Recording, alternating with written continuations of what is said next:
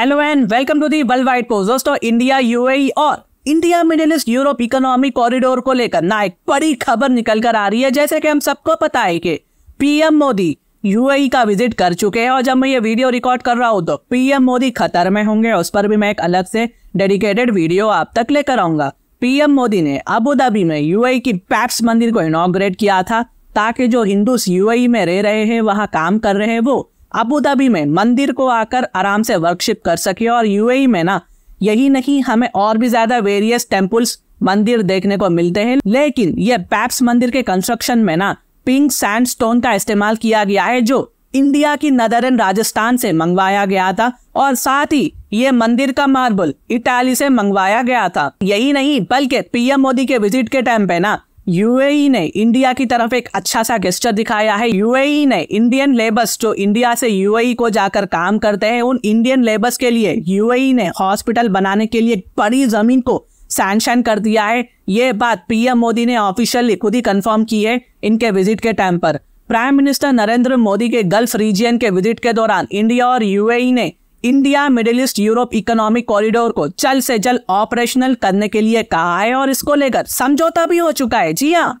सही सुन रहे हैं आप, इसको लेकर ऑफिशियल तौर पर डील कंफर्म हो चुकी है। India Middle East Europe economic corridor IMEC, जो India, United Arab Emirates, Saudi Arabia, Jordan, Israel और यूरोप को जोड़ने वाला कॉरिडोर है। और चाइना के belt and road initiative BRI, जो कि एक जियोग्राफिकल इंफ्रास्ट्रक्चर प्रोजेक्ट है, इसके लिए आईमेक एक परफेक्ट सॉल्यूशन माना जा रहा है। BRI प्रोजेक्ट का बिगेस्ट राइवल है। इंडिया ने आईमेक कॉरिडोर के ऑपरेशनल्स को लेकर काम शुरू कर दिए हैं। मैं जानता हूँ अब आपके दिमाग में ना बहुत सारे वेरियस क्वेश्चंस आना शुरू हो चुके होंगे कि कैसे इंडिया ने ये सब किया है, क्योंकि आज के टाइम पे रेड सी में लड़ाई हो रही है, इजराइल फिलिस्तीन वॉर बीच में चल रहा है, हमास और IDF फोर्सेस यहाँ एक दूसरे पर अटैक कर रहे हैं, मामला यमन के हौतीस तक फैल चुका है रेड सी में।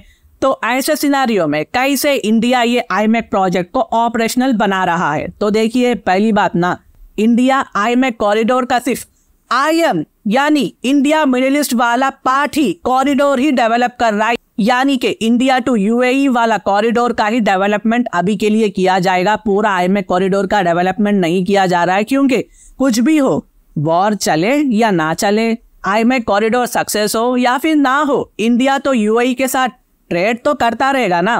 ट्रेडिंग तो इंडिया और यूएई के बीच में होती रहेगी ना। ये कॉरिडोर के लिए इंडिया को इंफ्रास्ट्रक्चर सेटअप कर कोई लॉस तो नहीं उठाना पड़ेगा, तो इंडिया खामोश क्यों बैठेगा यहाँ पर?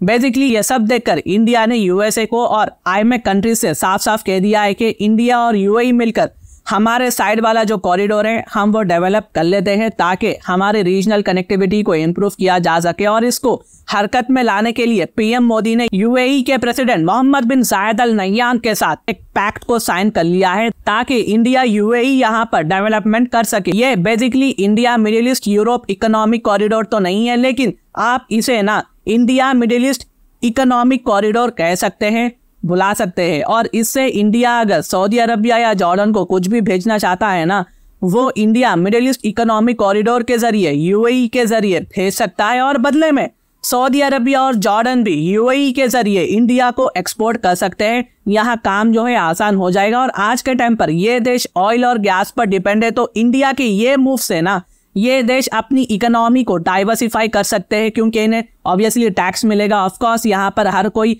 बिजनेस करने, ट्रेडिंग करने बैठा हुआ है, चाहे वो इंडिया हो, सऊदी अरबिया हो या फिर यूएई क्यों ना हो। और चाइना इंडिया के ये मूव को बहुत ज्यादा ना गाइस केयरफुली मॉनिटर करेगा। चाइना बहुत हद तक आईमेक कॉरिडोर को रोकेगा, देख लेना आप। इसे ultimately belt and road initiative को बहुत दिक्कत होने वाली है फ्यूचर में। और आईमेक के केस में चाहे ट्रेड इजराइल से यूरोप को जाए या फिर सिक्योरिटी को देखकर हो सकता है कि फ्यूचर में आईमेक कंट्रीज अपना डिसीजन बदलकर आईमेक ट्रेड रूट्स में चेंजेस ला सकती है। मैं ऐसा इसलिए कह रहा हूँ क्योंकि रिसेंटली सऊदी अरबिया के क्राउन प्रिंस मोहम्मद बिन सलमान ने ऑफिशियली कंफर्म कर दिया है कि जब तक फिलिस्तीन स्टेट फॉर्म नहीं हो जाती with East Jerusalem as a capital of Palestine, जब तक सऊदी अरबिया इजराइल के साथ कोई नॉर्मलाइजेशन डील नहीं करेगा। और आईमेक कॉरिडोर में सऊदी अरबिया और इजराइल का नॉर्मलाइजेशन होना बहुत ज्यादा जरूरी है। अभी के लिए इम्पॉसिबल दिख रहा है गाइस, ये सब कुछ भी हो सकता है जियोपॉलिटिक्स में। मैंने पहले कहा है कि ट्रेड रूट्स चेंज हो सकते हैं,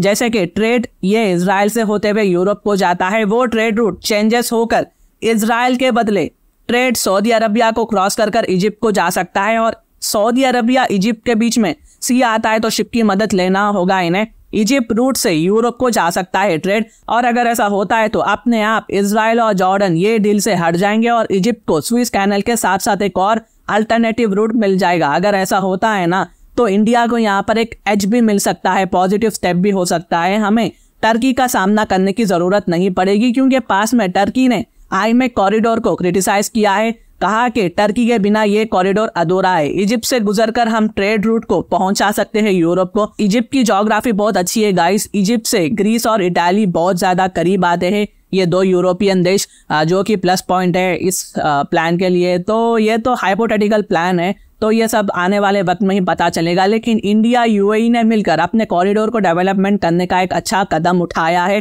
कभी भी हो सकता था, लेकिन अच्छा है कि अभी के लिए ही हो रहा है। अगर इसके रिलेटेड कुछ भी डाउट हो तो आप मुझे कमेंट करें, मैं आपको इसका जवाब दे दूंगा, साथ में हार्ड भी दे दूंगा। और अगर मेरी वीडियो इन्फॉर्मेटिव दिखे तो इंटरनेशनल अफेयर्स के लिए आप मेरे चैनल को सब्सक्राइब कर सकते हैं। Thank you for watching, thank you for hearing, and I always say God bless you all.